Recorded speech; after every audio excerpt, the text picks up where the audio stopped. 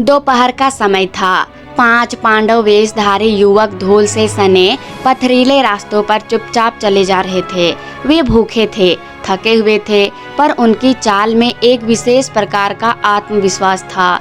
इन पांचों के पीछे कोई साधारण कथा नहीं थी।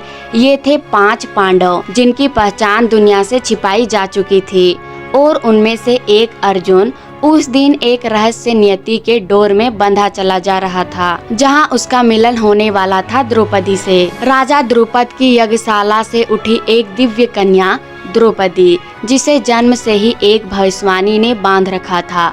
वह पांचाल की राजकुमारी नहीं, एक युग को बदलने वाली स्त्री बनेगी। उसका पति वह होगा जो स्वयं लक्ष्य को भेदेगा, न कि केवल धनुष उठाएगा। राजा द्रुपद ने स्वयंवर की घोषणा की, पर एक साधारण नहीं, अपितु ऐसा जिसमें योग्यतम ही विजेता होगा। एक विशाल स्तंभ पर एक घूमती मछली रखी गई। उनके ऊपर घूमती छाया को देखकर ही निशाना साधना था।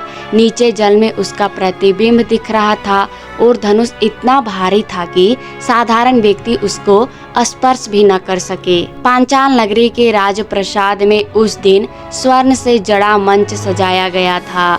एक ओर राजा द्रुपद, दूसरी ओर द्रौपदी, जिनके नेत्रों में एक रहस्यमयी चमक थी। कहीं वह अर्जुन को याद कर रही थी, जिसकी वीर गाथाएं उसने बचपन से सुनी हुई थी। वहीं दूर सभा के अंतिम कोने में बैठे थे ब्राह्मण वेशधारी पांडव। सभा भर में कई राजाओं ने प्रयास किया, दुर्योधन, जरासंध, शिशुपाल, फिर मंच पर आए कर्ण। उन्होंने धनुष को सहजता से उठाया और परतंजा चढ़ा दी। सभी स्तंभ लक्ष्य लगाने ही वाले थे कि द्रौपदी की वाणी गूंजी, मैं एक सुत पुत्र से विवाह नहीं करूंगी। सभा में सन्नाटा छा गया। कर्ण की आंखों में क्रोध और अपमान की ज्वाला जली थी, पर वह कुछ नहीं कहे बिना कहे लौट आए। पंडाल में हलचल होने लगी। क्या कोई नहीं है जो इस कठिन लक्ष्य को भेद सके? तभी एक साधारण वेशधारी युवक मंच की ओर बढ़ा। उसकी आंखों में स्थिरता थी, चाल में सामर्थ्य और मन में एक अजीब सी शांति। सभा में हल्की हंसी उठी।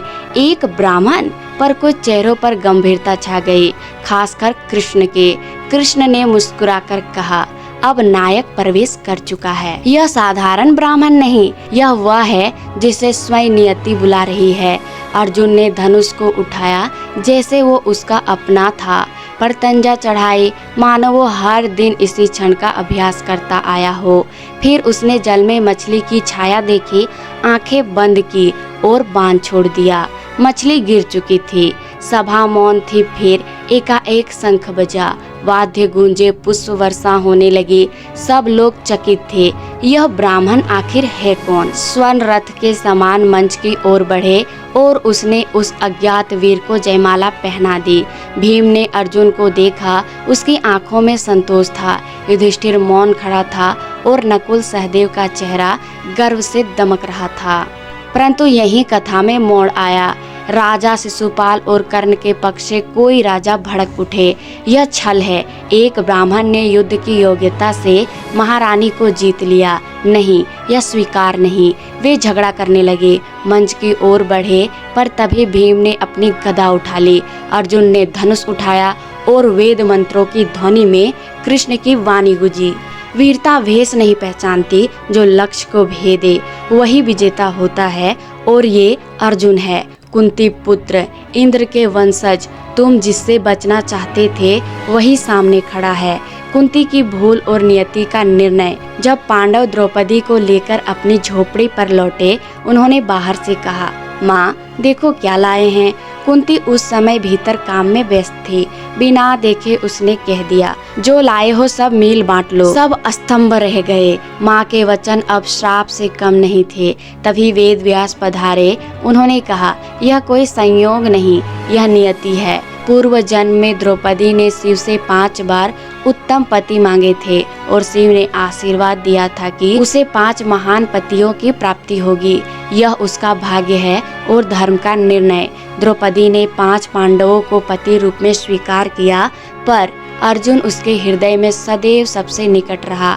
स्वयंवर का वह क्षण जब उसने धनुष उठाया, जब बाण चला, वह उसके जीवन का वह मोड़ था जहाँ युद्ध, प्रेम, नियति और युग की कहानी एक हो गई। यह केवल एक स्वयंवर नहीं था, यह एक युग की नींव थी और अर्जुन का कौशल नहीं, उसकी आंतरिक दृष्टि थी जो उसे विजेता बनाती है। और यह द्रौपदी की सूझबूझ और नियति का धारा थी जिसने उसे भारत के सबसे महान वीरों की संगिनी बनाया। आशा करती हूँ दोस्तों आपको ये कहानी पसंद आई होगी। पसंद आए तो वीडियो को लाइक, शेयर, सब्सक्राइब जरूर कर देना। मिलते हैं अगली वीडियो में, तब तक के लिए राधे राधे।